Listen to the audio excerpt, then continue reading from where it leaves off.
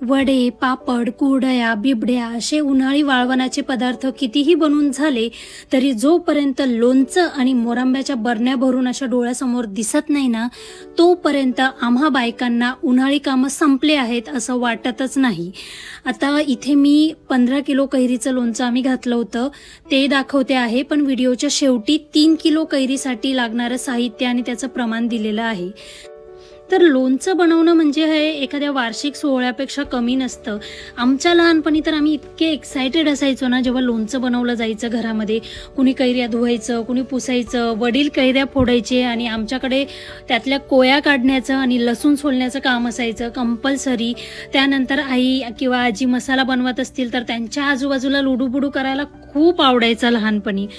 तर हा जो मसाला बनवला जातो ना लोणच्यासाठीचा, याचा जो घमघमाट असतो ना 2 ते 3 दिवस घरामध्ये, हा मन तृप्त होतं लिटरली. आणि ह्या लोणच्याच्या बरणी शेजारून पाण्याचा ग्लास चुकून जरी आम्ही नेला ना तरी आई आणि आजीचा खूप ओरडा खायला लागायचा लहानपणी. खूप सांभाळून आम्ही या बरण्यांपासून राहायचो.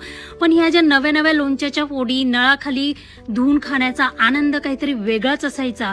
आणि शाळेचे सुरुवातीचे काही दिवस लोणचं पोळी, मोरंबा पोळी हे डब्यात कंपल्सरी असायचं. तर असा हा लोणच्याचा वार्षिक सोहळा संपन्न झालेला आहे आमचा यावर्षीचा.